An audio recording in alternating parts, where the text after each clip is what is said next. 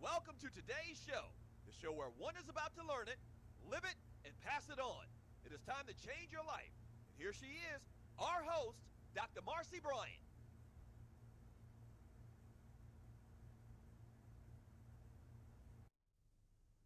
Hello, welcome again, all you folks in TV land. I hope you're excited about today. I certainly am. I want to particularly talk to those of you who are going to a job every day. Today's show is about jobs. Do you have a job that you love, or are you just going to work to earn a paycheck? So many people fall into that rut. They hate the job, but they need the money. How would you like to know that it is possible to have a job that is not like a job? You know, I heard someone say that if you love what you're doing, you'll never work a day in your life. Well, our guest today, we're going to be talking about that very thing, because she claims that she has the best job in the world. So we're going to interview her and we're going to find out about that. Remember, this is the show where you learn it, live it, and then pass it on. So now we are going to come to our guest, who is the president of her very own ministry, Mary Pate Ministries. She is out of New Jersey, and I'm going to let her introduce herself to you right now in her own way. Hi, Mary. Welcome to the show. Thank you, Dr. Marci, for having me on. I really appreciate it. Oh, I'm looking forward to everything that you have got to say. Okay. I've heard you before speak at a conference of yours, and it was absolutely amazing. You had everybody there on the edge of their seat, so I'm hoping for the same exact thing on this particular show. So who is Mary V. Pate? Tell me a little bit about yourself. Well, I'm actually just a regular woman, you know, that God is using now in a very amazing way, I would say. And He has taken me through some trials and tribulations for many, many years, and on a serious journey that belonged to Him. And now I'm beginning to live the other side of that journey and start a new journey, which is now going to be more and even more fulfilling, because it's all about His ministry. Mm-hmm. Now, I understand that you came from corporate America, that you had a very successful job in corporate America. Tell us a little bit about that, and what made you leave corporate America to start your own business? Well, actually, I did work in corporate America for about 15 years. And I was able to have different types of jobs, several jobs there, all in administration. And then after 15 years, I decided that I wanted to start my own company. I believe that I've always had an entrepreneur spirit. And so when that time came, I was able to leave the company where I was able to take a severance package. And so I decided to do that, and then I stepped out and I actually started an employment agency. And so that's how it all started. An employment agency, and I understand that you had a very successful employment agency, not for 1, 2, 4, 5, but I mean a decade. Yes. A decade. Why would someone who has a successful employment agency for a decade walk away from it to pick up the best job in the world that we're going to talk about? Well, there was a lot of things that was going on during that time. We came into this big recession, which was in the early 90s, and it was very difficult to try to run your business when you're a small business. And even though I had been in business for 10 years, finances were really bad. We were, you know, a lot of companies were going through a lot of difficulty. So I was a little overwhelmed at that point, and kind of unsteady with my own walk in life. And so I decided to just walk away from it. And when I did that, a lot of different things started happening in my life that I was unfamiliar with. And that's where it all began to eventually get the best job in the world. So because of the recession and the things that were going on, it was very difficult to keep the business going at that particular time. So how did you hear the call from God? Because I understand that it is a ministry now that you're ahead of. So in that transitional period of laying down the business, how did you know it was God calling you to the ministry? Well, there were a lot of things that was started going on in my life, and one of the things I always say, it was just one disaster after another. It seemed to me, and then every time I tried to get a job, I will always end up with a job that was nothing I would have chosen if it was on my own. But I just felt like, you know, I need to work. You know, You and need the money. I need the money, and so I would take the job. I would get interviewed, went through the whole process. But then after getting several jobs, and this kept happening for a few years, and then after getting these jobs, all kinds of things would happen. And that's not to say when you're going through a situation where God is actually the one that's orchestrating everything, your life is turned upside down. And in the beginning, you may not even know that. And so I continued to walk in that phase, and it just sometimes I just felt like I was just kind of walking out of an outer body because I wasn't familiar with what I was going through. I had always been a stable woman and able to just pick myself up and do whatever I want. But when it comes to a situation where God starts bringing you on a journey, your whole life turns upside down, you know. Okay, and so you knew it was the ministry because your life was all turned upside down. And how did Mary Pate Ministries actually get started? Did you just wake up one morning and decide to go to the local church, or what did you do? No, it was a process of years of God bringing me through this journey. And the Holy Spirit actually told me one day he was orchestrating my life. Okay. And so during that process, a lot of things happened. The Holy Spirit began to really show me what kind of ministry I would have. Once I realized I was coming into ministry, I knew God was in control of my life because I had no control. And I'll tell anyone, when God has you on a journey, you lose control because He takes control of your life at that time, because it's all about making changes within you to bring you into the person that He wants you to be. Okay. Now, I heard you say one time at one of your conferences that that God had showed you that there was a particular speaker that was supposed to be at your conference, and you did not at the time know how to get in touch or to get that individual to be there, and how God put that person right in your path for them to say yes. Would you give us a little bit about that? Well, you know, it's amazing. It all goes along with God and what God is doing. Because when He has you on a journey, there's a purpose for everything that He does through your life. Okay. And so while He's doing that, He's putting things into place. He will send you somewhere. He would allow you to meet certain people. He will, whatever He needs, He orchestrates it to happen. There was this particular, He told me to do a conference, and He said, choose 3 women, and they were supposed to be of different cultures. And one was a Hispanic lady. Well, I didn't know a Hispanic preacher at the time. Okay. And so when that happened, I knew someone else that did, but she kind of got in the way because she knew what God wanted to do through my life. And so she got in the way and wouldn't give me the information that I needed. So I went around at that point and asked someone else that knew both of us. And that lady gave me the information that I needed to go to the place where this lady was, that they were giving a conference one day. And when I got there and the lady walked up to the podium, the Lord said, that's the lady that's going to speak at your conference. And I was like, okay. Okay. And these are the kinds of things that God does when He has you on a journey. Right. So after that particular conference, when she finished speaking and you went to invite her to come, she accepted, and the rest is history. And the rest was history for that, yes. All right. Well, this is absolutely wonderful. I'm enjoying this interview. I hope you are too. I certainly am. Okay.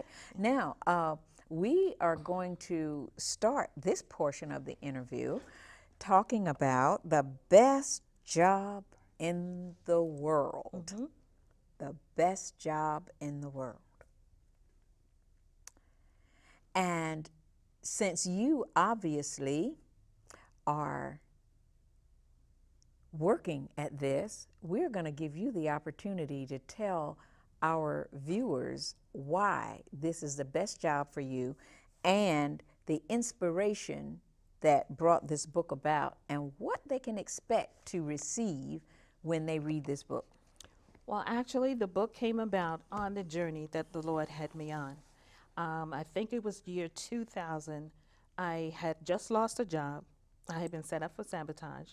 And I lost the job and I came home and like so many others, I was crying out to God, why is this happening to me in my life? I don't understand, you know, because when he has you on a journey, it's not like he says right from the beginning, oh, Mary, I got you on a journey, so don't worry about it. You know, you have to go through whatever is presented before you each day.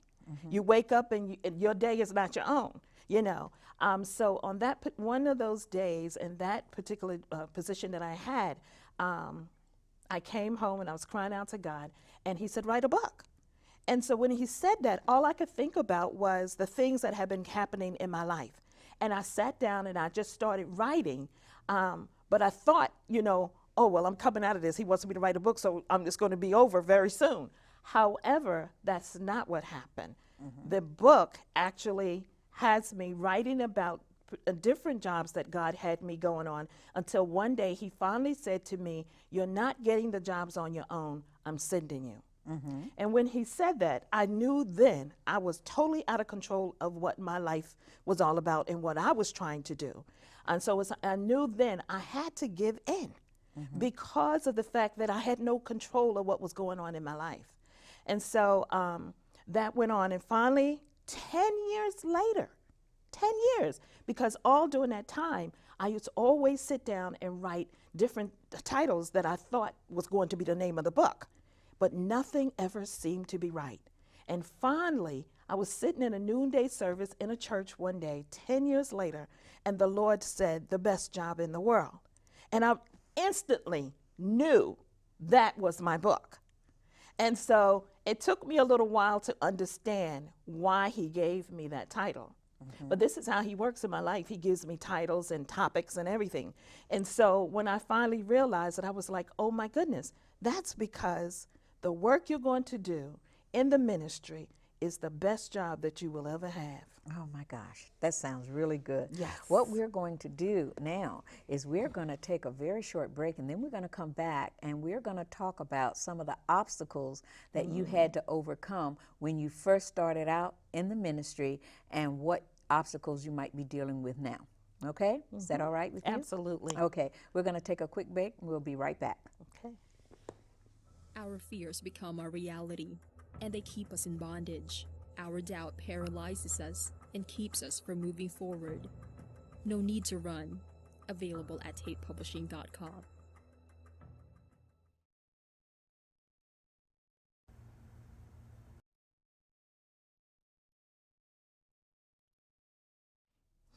Okay, in case you're just joining us, we're talking with Mary Pate of the Mary Pate Ministries out of New Jersey, and she has been talking to us about the best job in the world, which happens to be in ministry for her. So we're talking to you, especially to you, if you are going to a job every day and you know that God has had a call on your life and you haven't answered that call. You need to hear what she has to say, because she has answered that call, and she is going to tell you some of the obstacles now that she has overcome in order to be enjoying the best job in the world. So Mary, tell us about what was one or two of the obstacles that you had to face, and then how did you deal with it?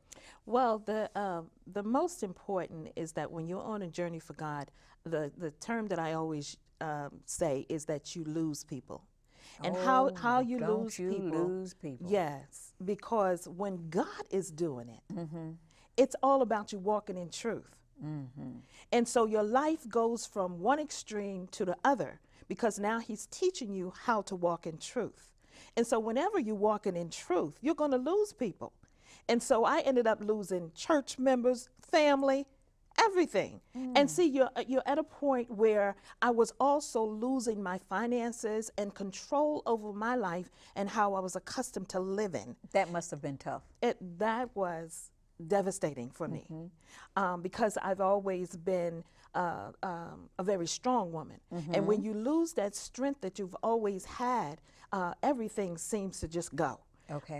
And so by losing other people, you'll end up with no friends or people that's around you. And then God will also, with this particular book, he would send people around me that he he wanted me to understand the different types of people, such as jealousy spirits and Jezebels and those kinds of things. And so he surrounded me with those people. And of course, they always pretend that they're your friend. But God always keeps you so close that he makes you realize they're really not your friends. And so those kinds of things were happening to me. And it happened for a very long time. But this is just a process in all of the things that God is bringing you through when he has you on that journey. Now, that's not to say everybody may have the same journey, but this is the kind of journey he was bringing me into. I see. And with that, he was teaching me the kind of ministry that I would eventually have. Okay. Now, I heard you saying what that obstacle was losing people. And because you lost people, did God do anything in your life that brought others into your life to compensate for the ones that you lost? Well, you know, it took a long time, but it's beginning to happen now. And that was after the book. After the book. After the book. But see, in that process, because the book took 13 years alone just to write, but the process of him bringing me into ministry started even before then. And so it's gotten to the point now, and I knew when the book was completed that things were now were going to change, and there was going to be a new journey. And this is the glorious journey that I'm entering now, as I call it, my glorious journey. And I haven't even hit the top of the mountain at this point, but it's going to happen. But it's a great thing because you get to meet all kinds of people. But the best thing about it is being able to hear God's voice. Okay. Now, I know that with all ministries, one of the things that we tend to battle with are finances. And for some, it's an easier hurdle than others because of the team concept, or they have someone where they're not in it alone. For you, how has the finances for the ministry that God has called you to, and by the way, I want you to identify that your outreach, because I understand that it is mostly to women, correct? Okay. How do you deal with the finances for the outreach that God has placed in your hand?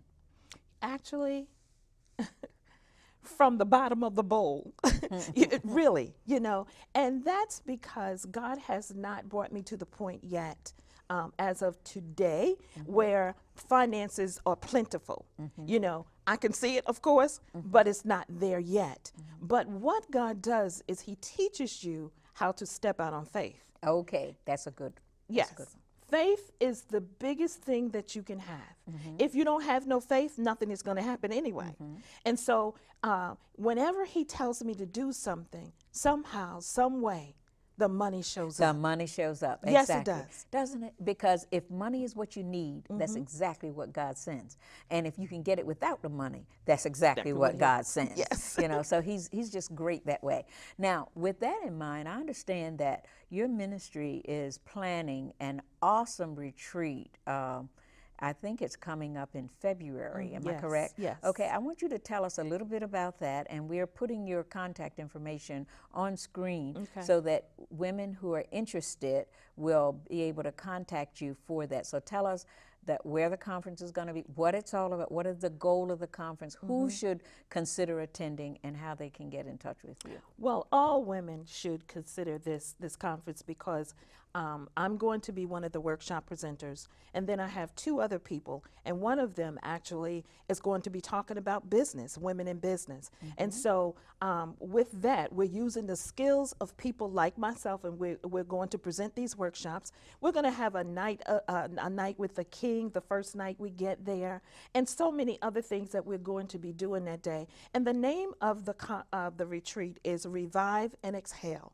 Now, this is what God has given me for this particular retreat, because I realize that there are a lot of women that are going through all kinds of changes, and it's time to exhale. And the Lord really gave me the word exhale when I completed the book, that, you know, after you've been in situations, and I've met so many people that are going through changes in their jobs, and God said they just need to exhale, you know, at that point. So this is what this is all about, and the information for the retreat can be found on my website. which is www.maryvpate.com/retreat. And it's there for everyone to join us. And we're going to Sandy Cove Ministries, that's in Northeast Maryland, which is not very far away. And, you know, they have all kinds of things for you to relax and enjoy yes, yourself. So we're going to do that, and I'm going to make sure that the ladies have some time to enjoy themselves on Saturday afternoon. And most of our festivities will be Saturday morning and early Saturday afternoon, so they can get a full day into really enjoying themselves for the retreat. So I look forward to that, and I believe we're going to have a great time. It sounds like it's going to be a great time.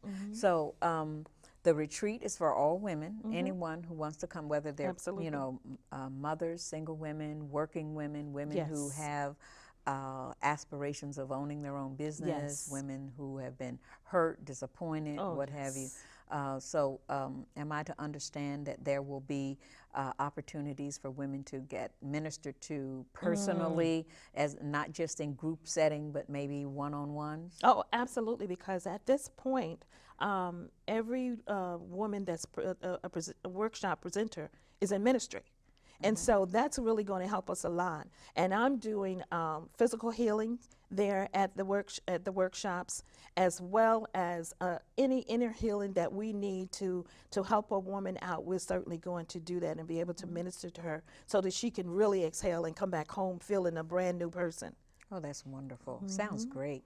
Well, right now, I understand that your ministry is out of what part of New Jersey? South Jersey. South Jersey, Yes. okay. Now, when people want to get in touch with you in South Jersey, how do they do it? How do you prefer that they contact you? Well, they can actually call me by phone. Okay. Or, and my phone number is area code 862-250-1460. Or you can go on my website. It's www.maryvpate.com. And you can send me an email there, or you can find the phone number there as well. So you're in ministry then full time. You're not working at any of these other jobs anymore, correct? No, I'm not, because after the book, that was my last job, the last position that I had. And I had always said, once I realized what God was doing with my life, I said to the Lord, Lord, I want to work for you full time. And even though it may be a struggle, I don't look at it as a struggle, because I enjoy what I do. You know, and so God has always got me so busy, like my plate is full, and I'm like, Lord, rain down with the money at this point. Okay, all right. Yes, now, so it's great. Now, okay, the money is being rained down. Now, do you have a team? Do you have people who actually work with you, or is it just a project by project that God sets you up with what you need? I do not have a solid team. What God is doing in my life now, and one of the visions that He has shown me, is that I will be going out to different areas evangelizing. So I've even with the conference that I just had, I did have some women that was working with me. And they were awesome. They were. Oh my goodness, I enjoyed that so much. I was Yes, glad and to be a they've part of that. agreed to continue to move on with me, whatever I do. Good. Which is a good thing. So yes, that's my team. And so to steady, continue to build with that, we will continue to move forth and be able to glorify God. Okay, now, there are two things I want you to elaborate on, and we're almost out of time, but one is I want you to tell us quickly about the time when you knew God wanted you to leave your home and drive to Virginia, I think it was, to minister to someone. Give us a quick overview of that. God has a way of always moving in our lives. And one of the things that He let me know a few years ago is that I was a messenger and basically a sent one. And so when you hear from God and He wants you to just get up and just go. This particular instance, I was watching a video, and all of a sudden, I saw this woman's name in front of me. And I was like, oh my God, Father, you're not telling me to go to Virginia, because I knew where she lived, and so and I live in New Jersey. Yes. And so I struggled with that for a minute or two, because he actually saturated me with His Spirit, and it wasn't feeling too good at that moment. And I was like, you are telling me to go to Virginia. So once I realized it, I just said, okay, Father, I'm going. So I'm glad that you brought that out, because I tell people from time to time, when God wants you to do something, it is not necessarily going to resonate with your flesh. Oh, yes, fine, I want to do it. Okay, God, take me there. We have resistance to some of Yes. these things. But when we know it's God, it's like we have no choice. Right. Okay. And what was the end result of your listening to the voice of God? I said, okay, Father, I'm going, and I got up and I got myself prepared and I went down the highway. And how were you received when you got there? I was received very well because I made some phone calls ahead of time, and I just went to the location where the lady was, and I did what I had to do with God's approval. Everything, Holy Spirit guides me in everything. He said He orchestrates my life. That's what He does. That's wonderful. And I allow Him. And I'm sure that the woman that you went to see was very blessed that you came that distance Yes. in order to minister to her. Absolutely. It does make a difference, doesn't it? Yes, it does. Now, if you had to leave a parting word, which you are going to, what would you say to the viewing audience out there today? How would you encourage them to pursue their own lives as it relates to following Christ? Build a relationship with God. You can't do anything unless you build a relationship with Him. You'll never know the depth of the relationship that you can have with God until you give up your old ways and start walking into the new, which means learning how to be obedient to Christ, learning to hear His voice and doing as He says to do. I mean, He did that with the Israelites, to try to make them walk in His way, in His will. And many times they moaned and groaned, just do it. The bottom line is to just do it. Bottom line, just do it. You've heard that, Mary V. She says the bottom line is just do what God would have you to do. And I would like to leave you with this word on today that it's Luke 6:38. Give, and it shall be given unto you. Good measure, pressed down, shaken together, and running over shall men give into your bosom. It's time for you to give yourself away so that God can use you in a way that will be a blessing to people, and it will ultimately bless your life. Remember, you've heard it here. This is where you learn it, you live it, and you pass it on. Have a great week.